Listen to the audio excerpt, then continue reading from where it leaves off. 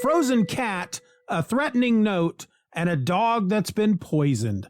That's today on The Streaming Fool. Hello and welcome to The Streaming Fool, the podcast with nothing better to do than to watch a great big bunch of TV.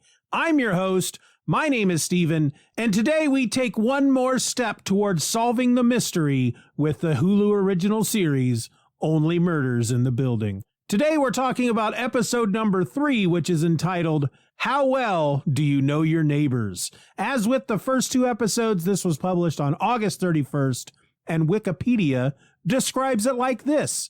Charles, Oliver, and Mabel all think that neighbor Howard is a prime suspect as they found his cat's paw prints in Tim's blood.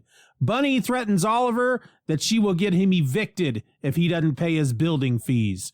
He goes to his old associate Teddy begging for money. After initially refusing, Teddy agrees to sponsor the podcast. Later, Oliver sees Sting in the elevator and thinks he may also be a suspect. Mabel comes across a note from Tim detailing a meeting in 1 week with somebody identified only as GM. Oliver discovers a threatening note on his door and that Winnie, his bulldog, has been poisoned, presumably by the same perpetrator. Okay, so 3 episodes in, and we have a new suspect. We actually start this episode with one suspect and end with an entirely different suspect. And we're going to go through the list of suspects at the end of this episode here. And I think that may be a regular thing going forward until we find out who murdered Tim Kono. We'll go over the suspects. We'll eliminate folks as the episodes continue, and we'll see if we can figure it out before that final episode. Of course, I have to admit, full disclosure, folks, I know who the murderer is. I've watched all 10 episodes by this point. When I had recorded episode number 2, I had only watched up through episode 9. Episode 10 hadn't been out yet. And I told myself, I promised myself, I said, don't watch episode 10 yet. Let's just go ahead and keep recording episodes, and we'll watch episode 10 after we have recorded the episode for episode number 9. But you know what? I just couldn't do it. I didn't want to be spoiled on the internet. So I know who the murderer is.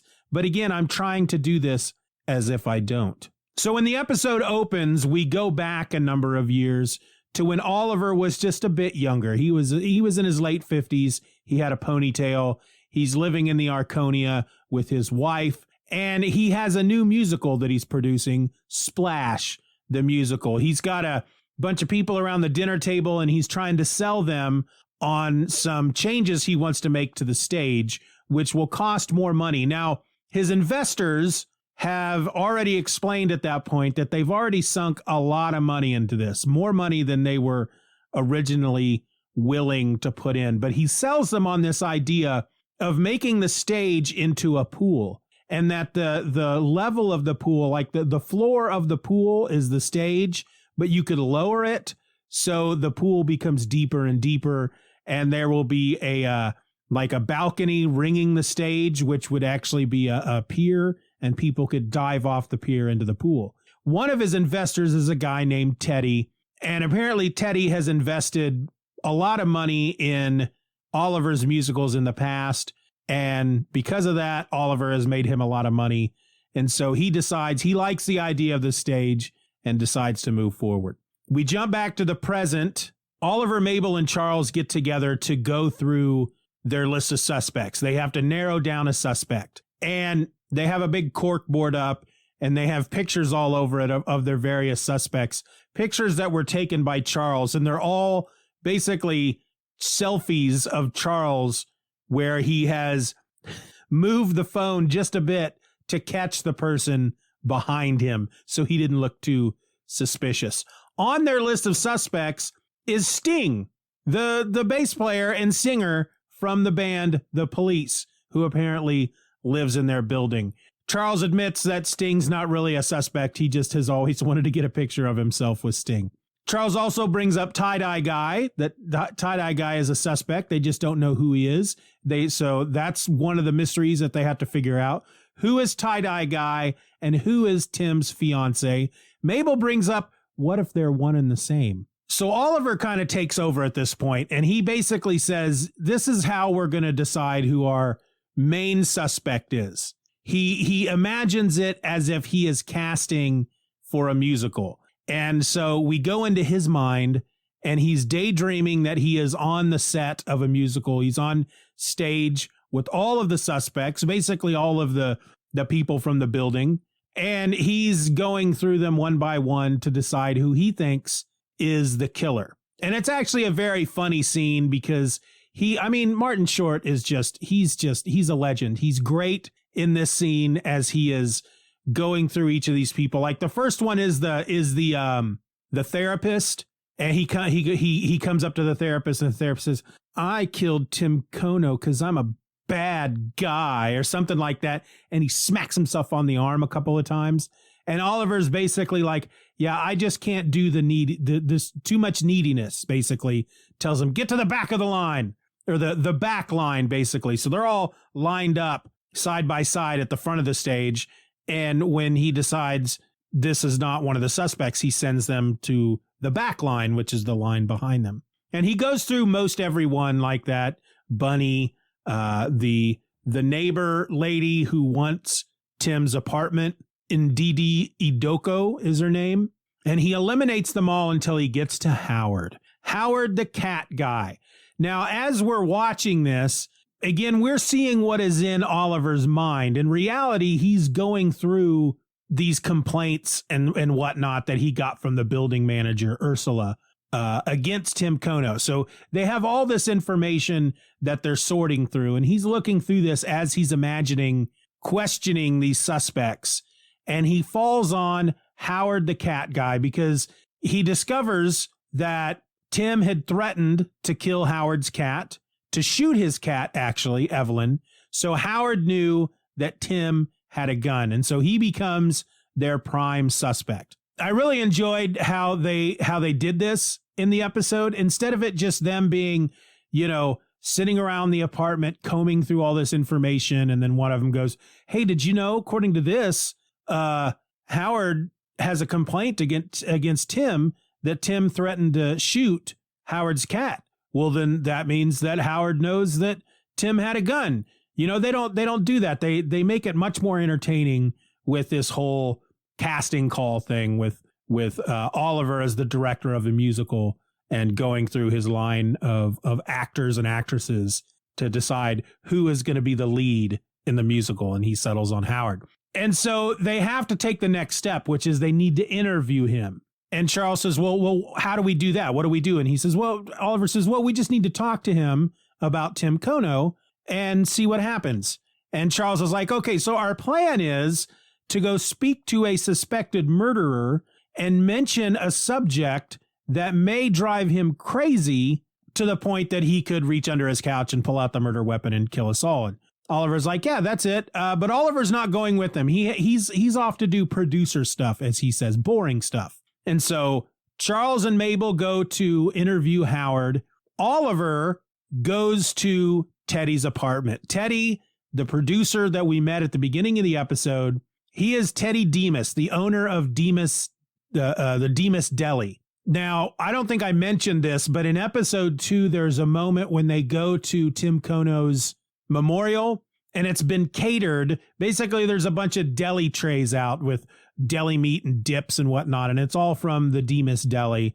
And Oliver loves this kind of stuff because, again, he's broke. And so he ends up taking most of it back to his apartment, and he loves the dips. He lives on dips. Basically, we learned that most of what he ingests throughout the day is dip. But Oliver goes to Teddy's apartment to try to get him to sponsor this podcast at $32,000. And this is when we learn that Splash the Musical apparently was a big flop, that Teddy lost a lot of money on it, that there were a lot of other musicals that were hitting Broadway that Oliver convinced Teddy not to invest in, stuff like Mamma Mia, very popular Broadway musicals that Oliver told Teddy they're not going to make any money. Don't waste your time.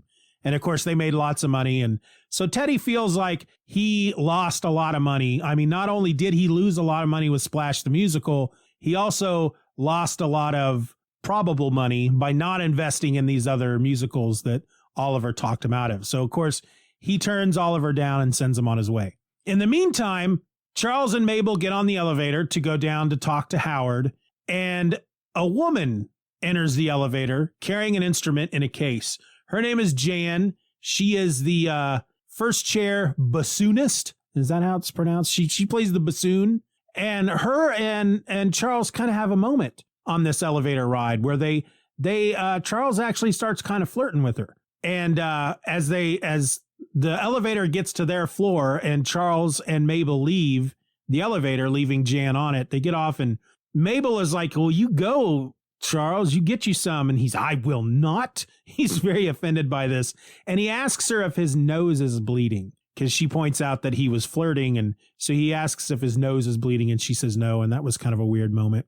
So they go down and they meet with Howard, and they learn a couple of things from Howard. First, they learn that, of course, Howard did not like Tim Kono, much like the rest of the people in the building.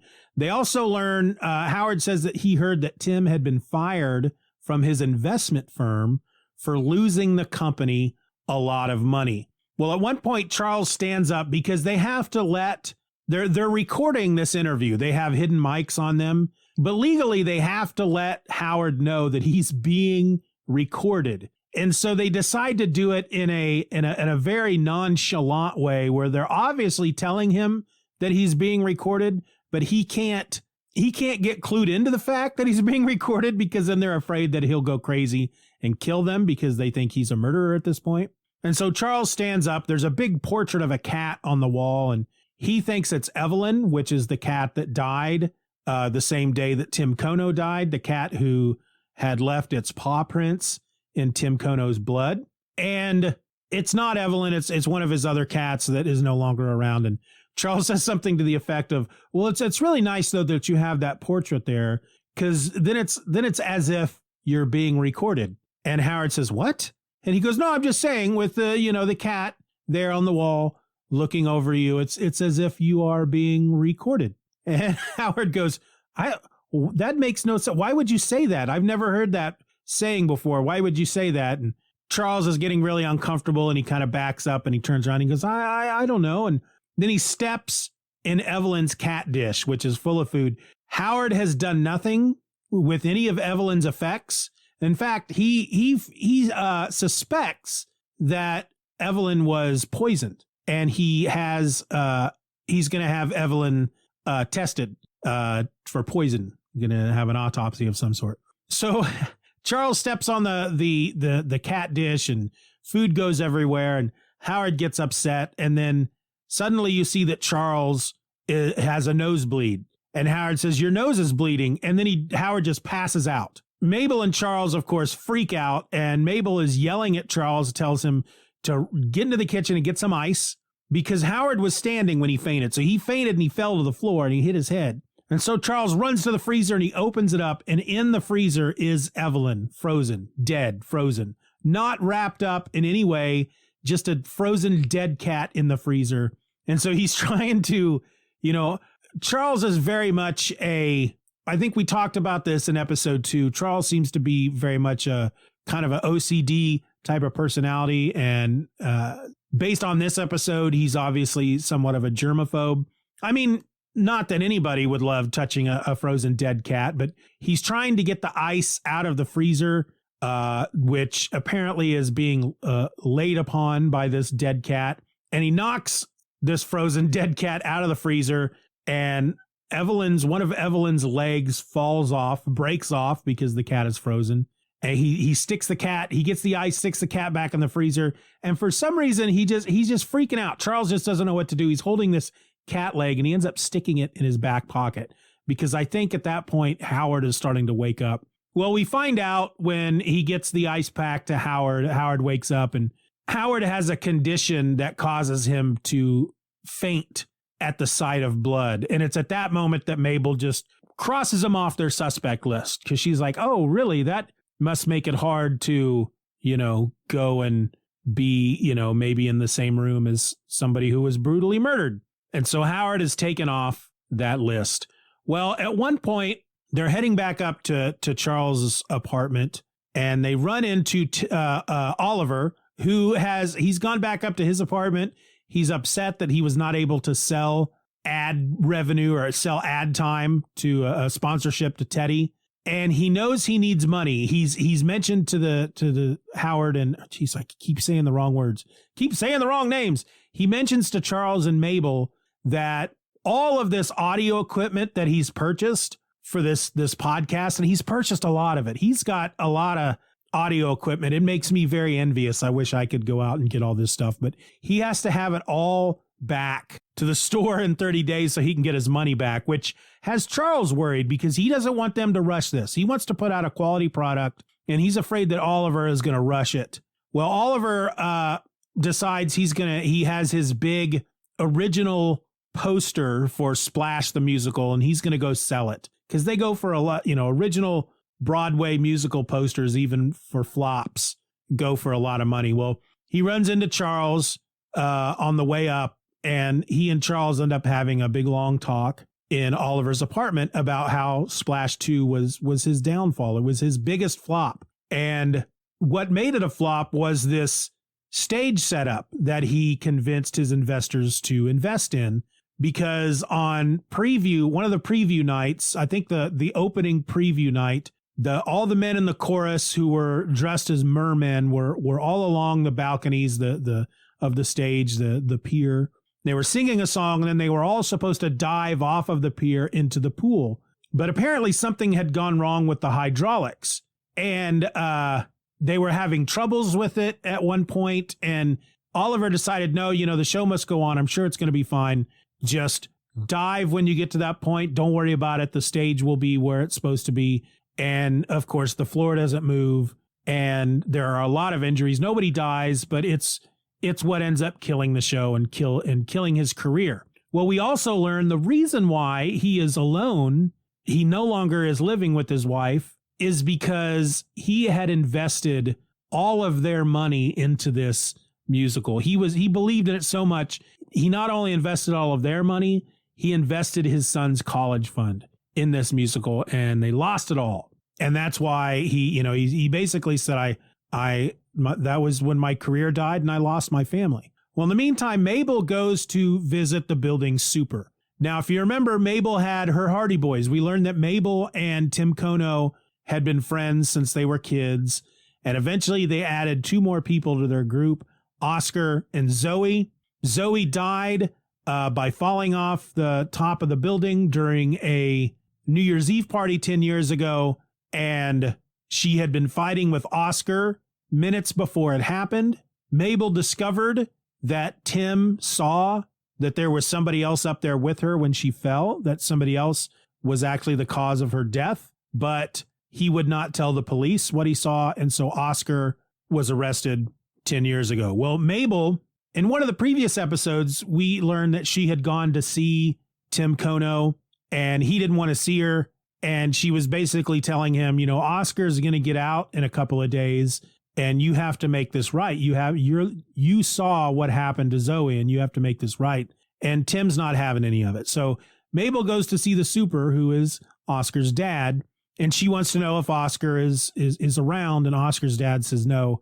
And even if he was, I don't want you to see him. You ruined his life. Stay out of his life, and slams the door in her face.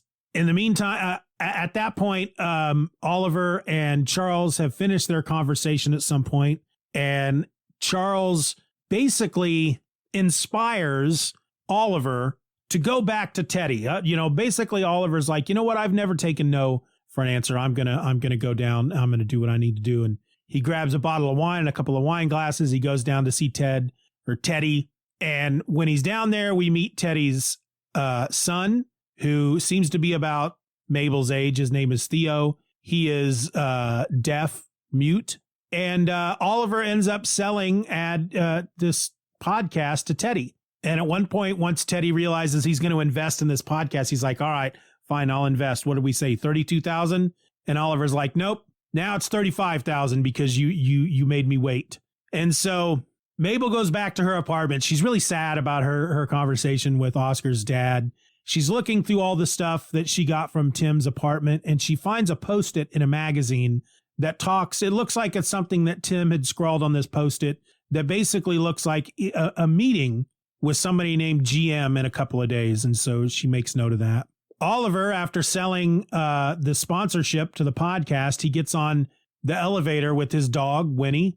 And who's on the elevator with him but Sting? Sting is obviously in a very bad mood. Winnie keeps sniffing at his legs, and Sting is just like, get this dog away from me. And Oliver's trying to bring up the whole thing with Tim Kono, and Sting just doesn't, he's just not happy. He's not in a good mood. He just comes off as a real jerk in the elevator, and then finally he leaves.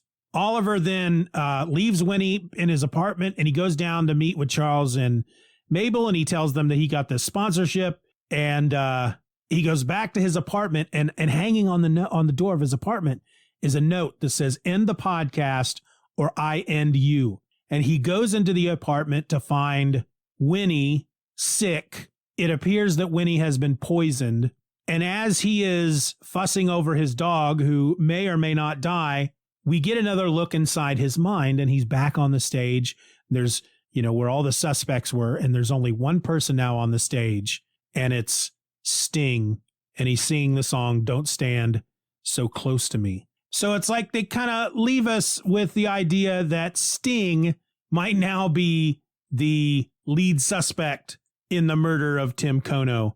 And I don't know if I buy that, but I'll tell you what, let's just go through the list of suspects and I'll tell you what I think at this point. So our first one is Ndidi Idoko. She's the neighbor. She's the one that wants Tim's apartment. She actually stood up during the memorial and told everybody that she's getting Tim's apartment. She's wanted it for a long time. And Charles, during that memorial, leans over to Mabel and Oliver and says, wouldn't be the first time that someone committed murder in New York over real estate. Howard Morris was a suspect. We already talked about him in this episode. I don't think he's a suspect anymore at this point. It's obvious that he would not. I mean, in the first episode, you see there's blood all over the place after Tim is murdered.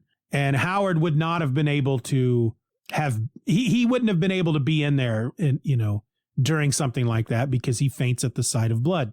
Our third suspect is somebody that we haven't really talked about at all in these first 3 episodes, but it's Oscar's father. He's the building super, and he could have easily, I believe he's got the motivation. He could have killed Tim as an act of revenge for Oscar being arrested and taking 10 years of Oscar's life. And maybe he waited this long because it was, Oscar's coming back, and it's just a reminder of his failure as a father.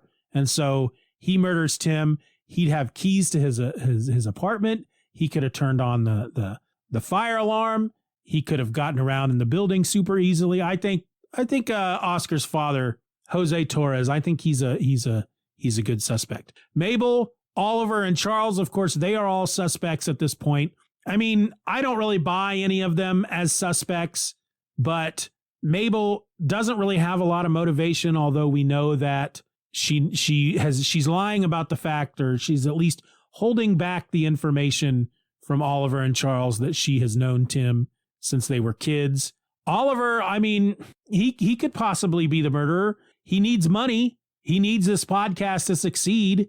Maybe he just decided, I'm just going to kill some random person in the building, and then I can start a podcast about solving that murder and ensuring that I'm never suspected. I don't know. It's a stretch. I don't think he's a suspect, but I feel like the show is kind of wanting us to suspect Mabel, Oliver, and Charles to a certain extent.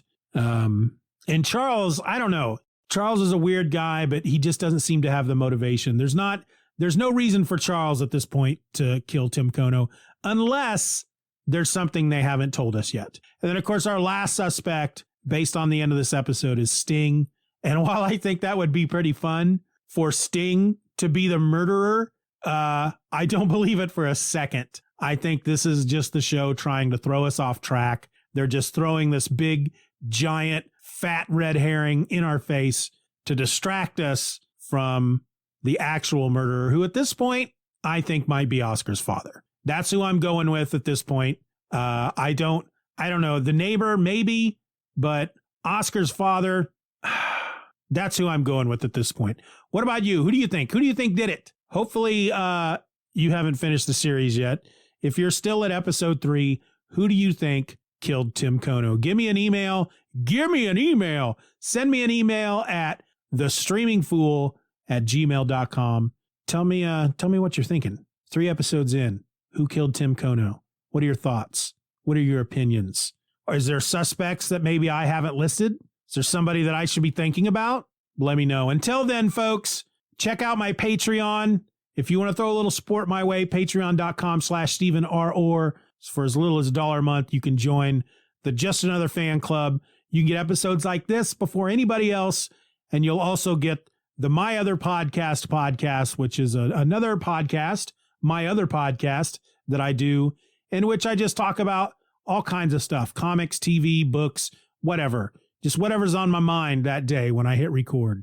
Beyond that, if you still want to support the show, but you can't do so monetarily, if you're listening to this podcast through Apple Podcasts, go over there and rate the show. More ratings means the thing rises up in the algorithm of some sort, in some way. I don't know how it all works, but the more ratings I get, the more that the podcast is pushed out to people who aren't subscribers, so they'll see it.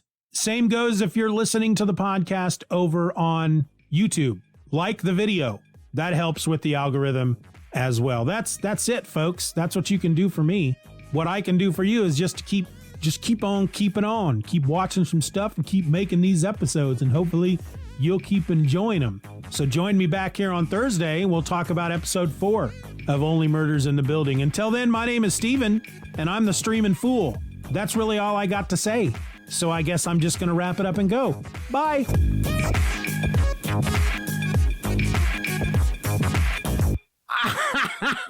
That was dumb.